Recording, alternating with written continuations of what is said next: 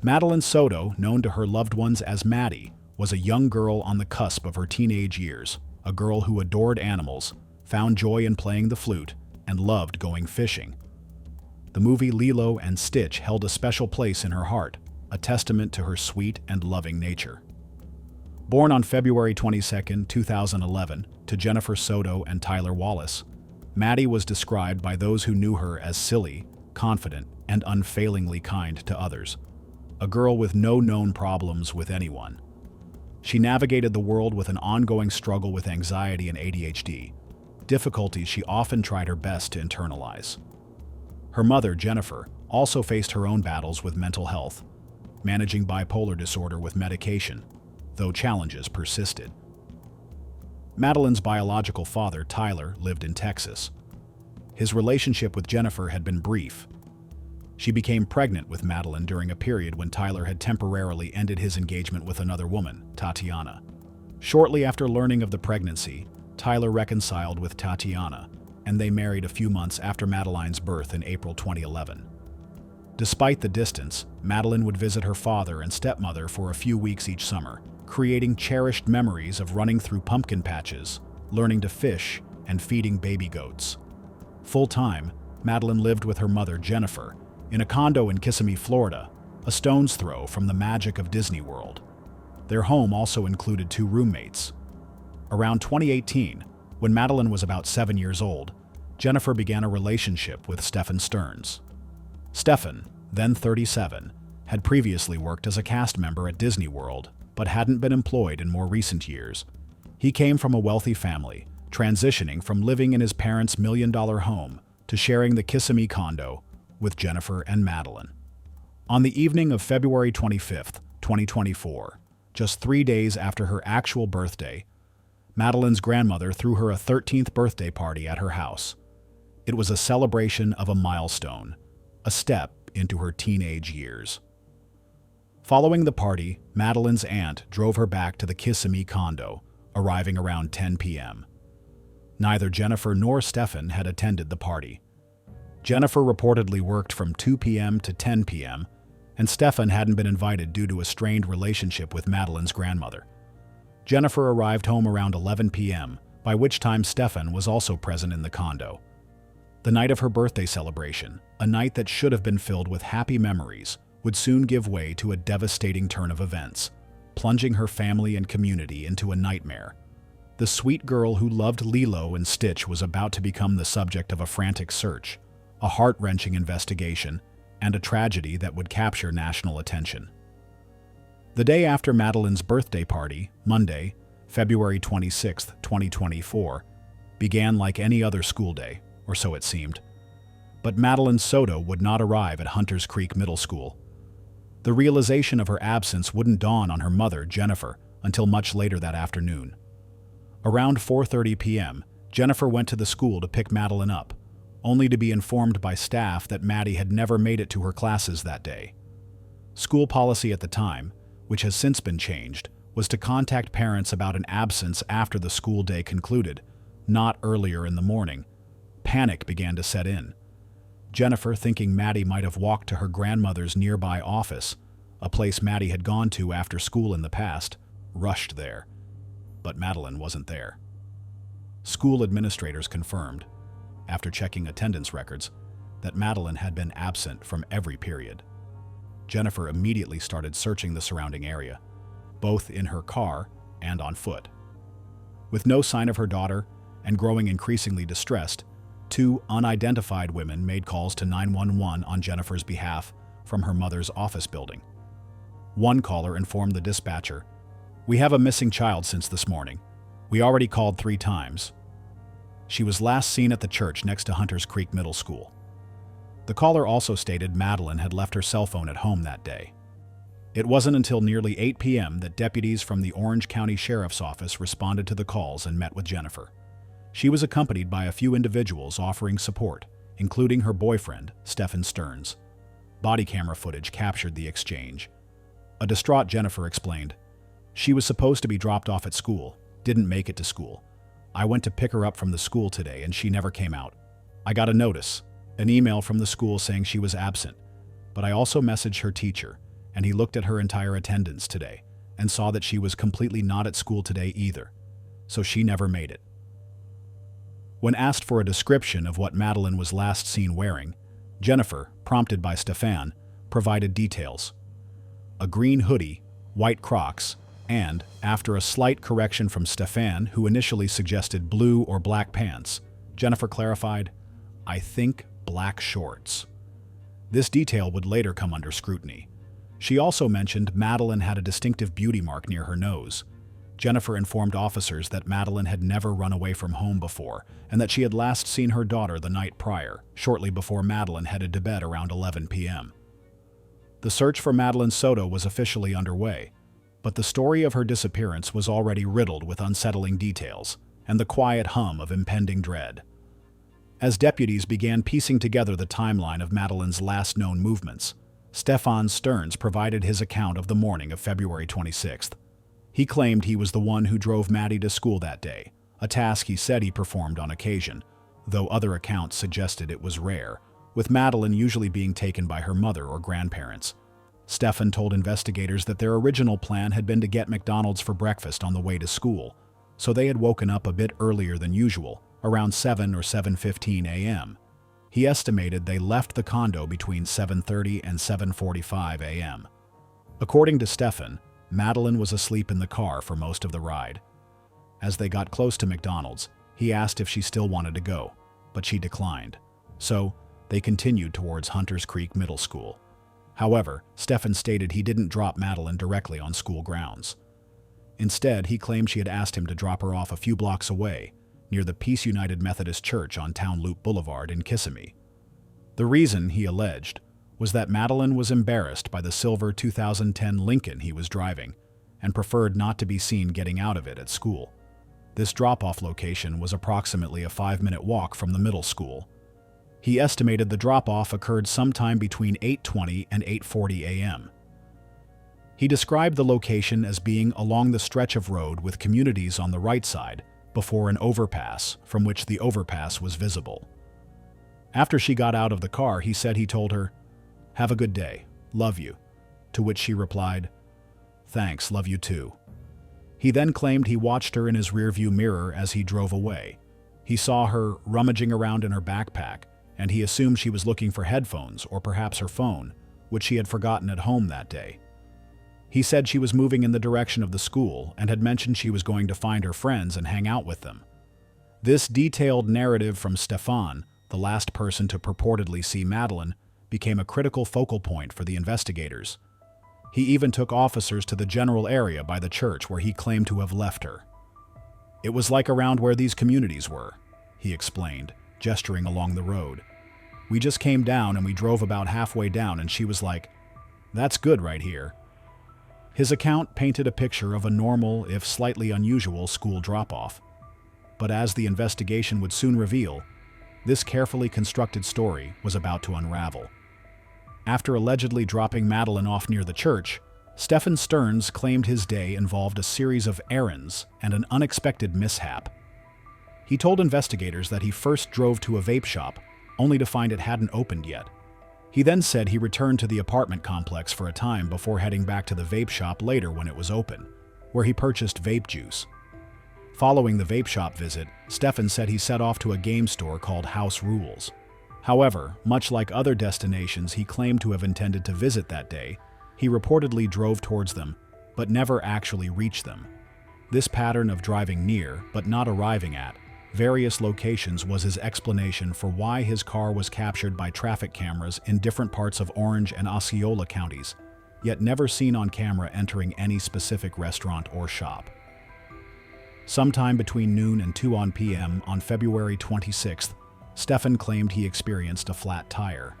He stated this occurred while he was pulled over somewhere on US 192, a rural road known for its relatively light traffic. He was unable to specify the exact location along US 192 where he stopped to change the tire, only recalling pulling into a plaza. Meanwhile, Jennifer Soto had her own account of the day. She told investigators that Stefan had left to take Maddie to school, and she herself didn't get out of bed until around 9 a.m., as she had a doctor's appointment. When she returned home around 11 a.m., Stefan was also back. He informed her that he had accidentally left his cell phone at home that morning, and, coincidentally, Maddie had also left her phone at home, a plausible occurrence for Maddie given her ADHD. However, Stefan was known to be constantly on his cell phone, making his claim of forgetting it seem less likely. Despite both supposedly forgetting their phones, Stefan told Jen that things had gone good that morning. He also mentioned offering Maddie McDonald's multiple times, but she had declined, which struck Jen as odd since getting McDonald's had been their original plan, and they had even woken up earlier for it. Contradictorily, while Stefan told Jen he'd asked Maddie about McDonald's multiple times, he also told police she slept the entire car ride. Later, after they had both returned home and hung out for a while, Stefan decided to update his iPhone and told Jen he had accidentally factory reset the entire device. A little while after that, he informed Jen he was leaving to visit a few video game stores and would be back later to pick up Madeleine from school with her. However, when Stefan hadn't returned by 2:30 p.m., Jen called him but received no answer. She eventually decided she couldn't wait any longer and left on her own to get Madeleine. About 10 minutes after she left, Stefan called, claiming he had, once again, accidentally left his phone at home. It was during this period he also told Jen about getting the flat tire on US 192. These accounts of forgotten phones, factory resets, and vaguely located flat tires began to raise red flags for investigators trying to retrace Stefan Stern's movements on the day Madeleine vanished. As the initial search for Madeleine Soto intensified, investigators began to meticulously scrutinize the accounts provided by Jennifer Soto and Stefan Stearns, alongside any available physical evidence. The Peace United Methodist Church, where Stefan claimed to have dropped Madeleine off, became an early point of interest. A security camera was located on the church property at the intersection of Town Loop Boulevard and Hunters Park Lane. Deputies checked the footage. It appeared to show a juvenile entering the property from Town Loop Boulevard around 8:40 a.m. and sitting on the ground in the parking lot. This figure then stood up at 8:58 a.m. and walked off in the direction of the school. However, the footage presented significant problems. It was of extremely poor quality, making it impossible to definitively identify the figure as Madeleine. Even the clothing couldn't be clearly discerned to match the description of what she was thought to be wearing. Furthermore, the vehicle that dropped off the blurry figure appeared to be a dark sedan, not Stefan's silver Lincoln. Traffic camera analysis painted an even more contradictory picture. While Stefan's car was indeed captured driving around the school area that morning, it was not seen traveling all the way to the church location he specified. In fact, footage showed that as his vehicle approached the school, it made a turn and began traveling in the opposite direction. When confronted with this discrepancy, his car being seen going southbound on John Young Parkway at 8:10 a.m., away from the school, Stefan claimed he had forgotten his gate clicker and had to return to the house to get it. "I'm sorry," he said. "Like I said, I was guesstimating these times. I'm not a morning person." Meanwhile, crucial observations came from one of Jennifer's roommates. The roommate stated she had gotten home around 11:30 p.m., the night before Madeleine was reported missing, Sunday, February 25th. She didn't see anyone downstairs but heard people upstairs. She went to bed around 2:30 a.m. and heard someone in the bedroom where Stefan normally slept, the sound akin to someone putting something on a table. More significantly, the roommate saw Stefan the following morning, February 26th, around 10:30 a.m. She described his behavior as odd. He was going up and down the stairs and in and out of the condo multiple times. He was also doing laundry, which the roommate found particularly strange because she had never seen him do that before. The Orange County Sheriff's Department mobilized a massive search effort. Over 50 members of the emergency response team combed through hiking trails and woodland near the school grounds. K-9 units tracked Maddie's scent, while ATVs and horses were used to cover the rough terrain. During this time, information from Madeleine's phone was accessed, revealing she had told people that upon turning 13, she wanted to go live in the woods. While this provided a potential, albeit worrying, lead, the inconsistencies in Stefan's story and the roommate's unsettling observations were rapidly shifting the focus of the investigation. The investigation took a significant and grim turn with a discovery at the Venetian Bay Village apartment complex dumpsters. On February 27th, the day after Madeleine was reported missing, detectives traced the trash from the complex to the facility where it was separately emptied. The Orange County Sheriff's Office Forensics Unit meticulously searched the refuse and made a series of chilling finds. They located the intact tread of a tire, the pattern of which matched the rear passenger tire of Stephen Stearns' silver Lincoln. In close proximity to the tire tread, investigators found a white trash bag. This was the same bag that security camera footage from the apartment complex had captured Stephen tossing into the dumpster around 7:30 a.m. on February 26th, before he claimed to have taken Madeleine to school. Inside this trash bag, the contents sent a shiver down the spines of the seasoned detectives. They found a black backpack with what appeared to be a purple Hawaiian print. Inside the backpack was an Orange County Public Schools issued laptop computer with Madeleine Soto's name clearly on it. And perhaps most disturbingly, the bag also contained one white Croc shoe.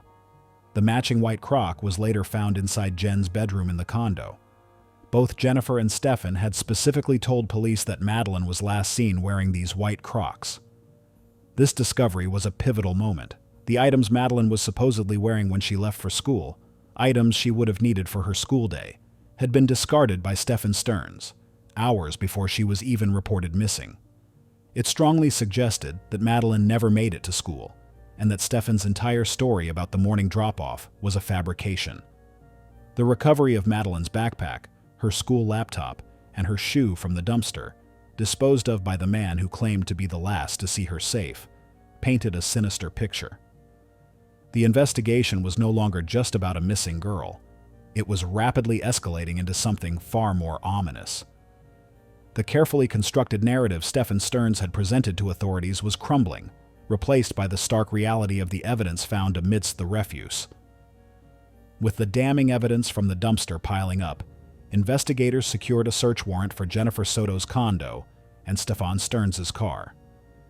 During the execution of this warrant, deputies requested access to Stephen's cell phone.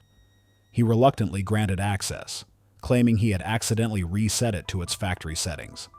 In fact, forensic teams later discovered that on the very day Madeleine disappeared, February 26th, Stephen had performed a factory reset on his phone not once but twice.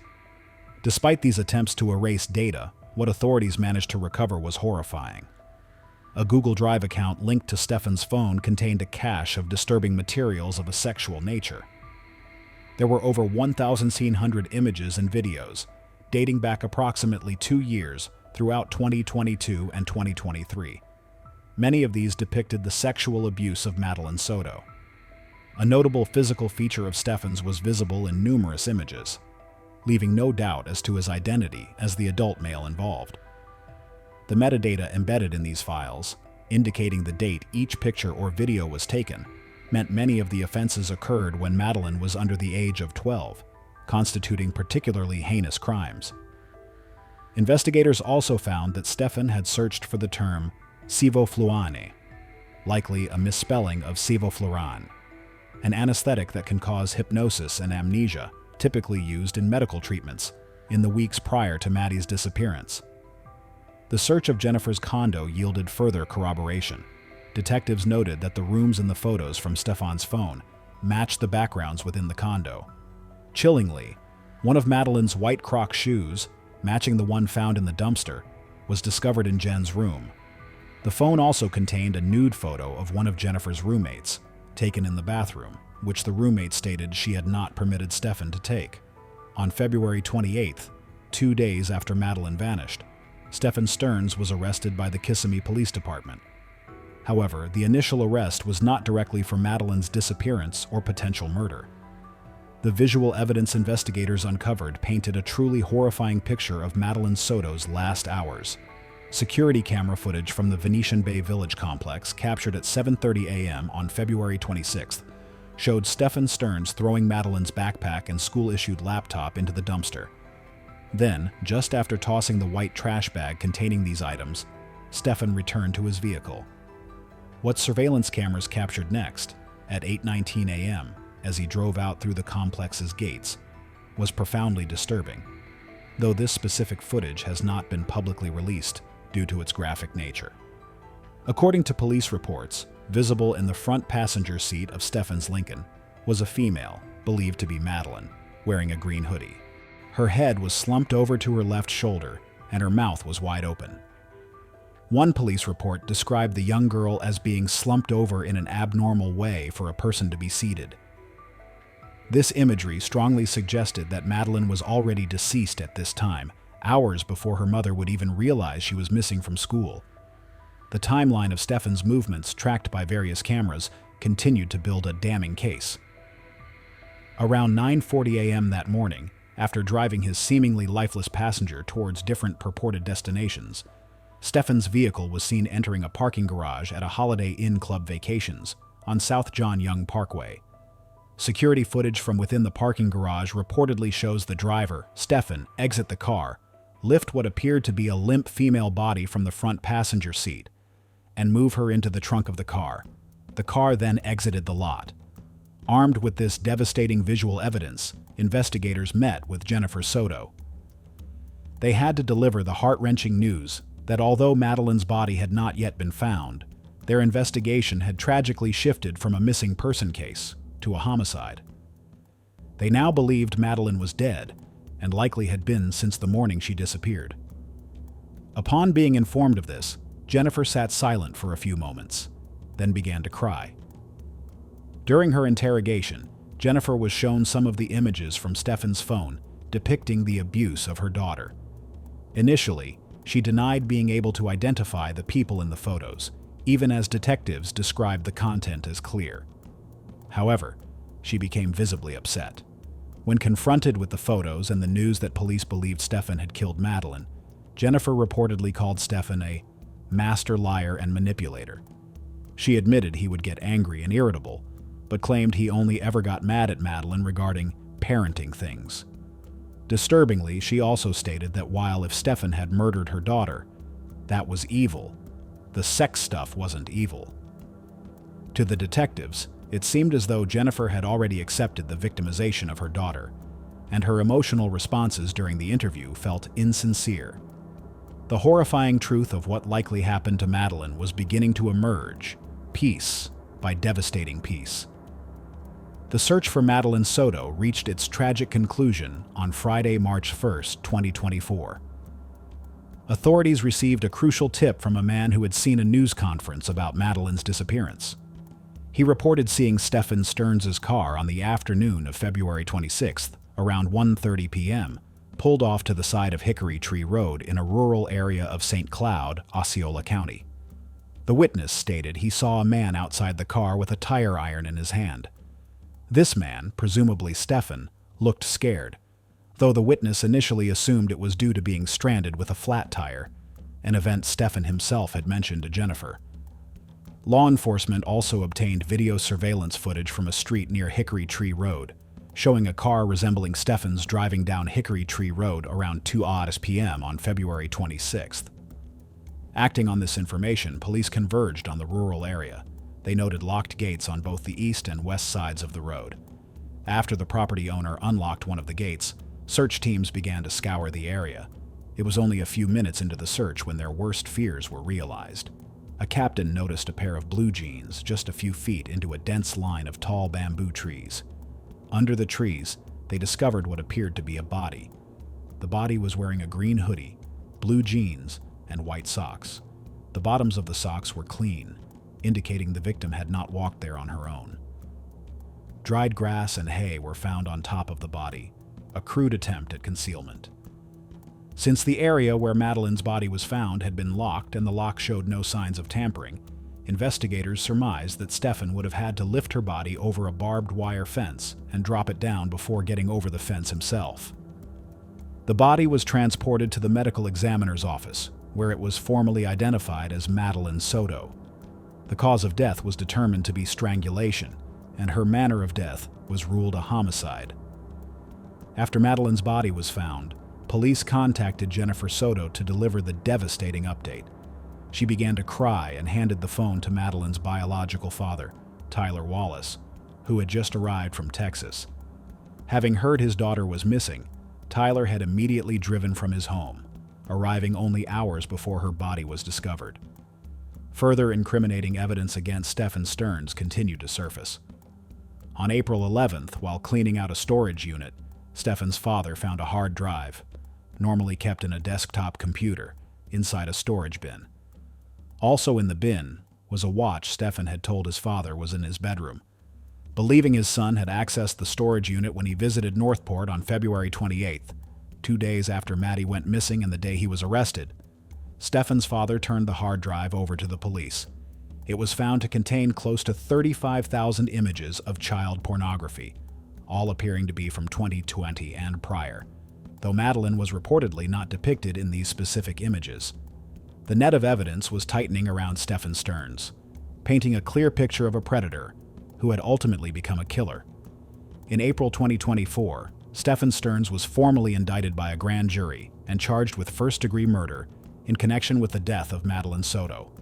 This was in addition to the more than 60 charges he already faced, stemming from the years of sexual abuse he inflicted upon her. The state attorney's office announced its intention to seek the death penalty. Prior to these horrific crimes, Stephen's only brushes with the law appeared to be multiple speeding tickets. Lingering questions surrounded Jennifer Soto and what she knew, if anything, about the abuse or the murder.